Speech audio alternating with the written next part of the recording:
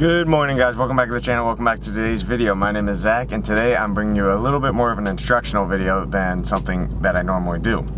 So today I'm going to be showing you how to drive a manual. This is a very popular question now because manuals are now becoming unpopular, and I thought this would be a perfect time to shoot this video. A lot of cars now are all automatic, as some of you have known. Even the older cars, some of them you can get an automatic. It's very hard to find a manual transmission now. So if you do get your hands on one, it is an amazing skill to learn, and you can drive basically anyone with a manual transmission. And some of the coolest cars only come in manual transmissions. For example, the GT350R. Badass ride, only in a manual though, which sucks, but if you know how to drive it, it's awesome. And plus, manuals are the most fun you will ever have. So let's get right into it and let's get it started.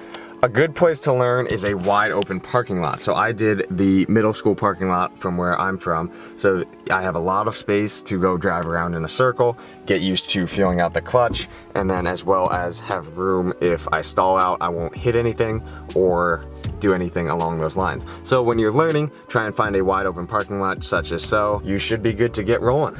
Before we get started, like any car, it has a parking brake, which is this. But to make sure the car doesn't go anywhere, you can go clutch in and then go into second, or any gear really to place it in, and then you turn the car off, and it kind of serves as an extra parking brake. In case this fails, the car won't roll away because it's basically working as your park.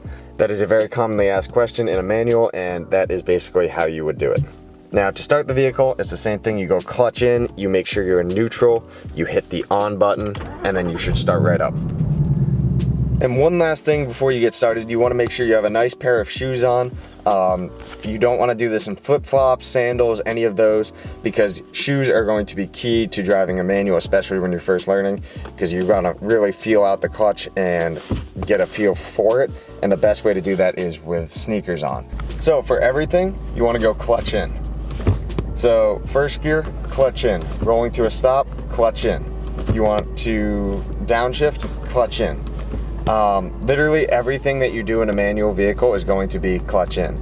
Let's say you're cruising at about 20 miles an hour or so, and you're in fourth gear and you're rolling up to a stoplight. You want to go clutch all the way in, and then you're gonna go push it in neutral, and then you can check by neutral by it wiggling. You notice if I put it in gear, it doesn't wiggle. So if you're in neutral, you just wiggle it side to side, and that's how you can tell if you're in neutral.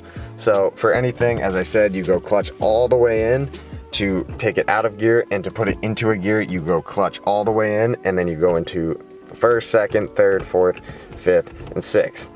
That's basically the gist of it. So to get started, you want to warm up by practicing going into first, second, third, fourth, fifth, and then sixth. So that is going to be the hardest part. Learning the gearbox is always very tough. Some gearboxes are tighter than others. This is a very, very tight gearbox.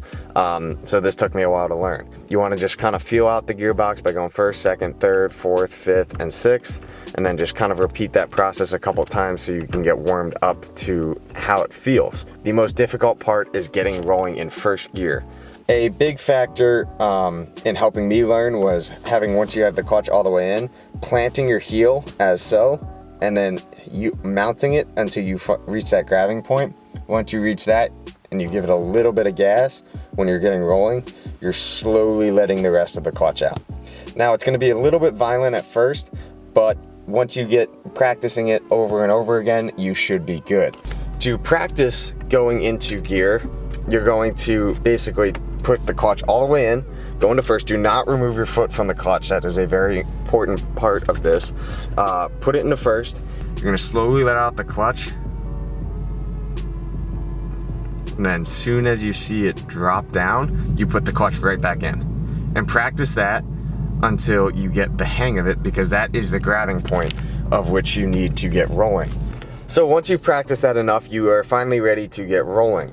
So you're gonna go brake, drop the e-brake, make sure you're in neutral before you do anything, and then you go clutch in, go into first gear, and then slowly let out the clutch, and as you do so, give it just the tiniest bit of gas. Just as so. And to stop, you go clutch in and then foot on brake.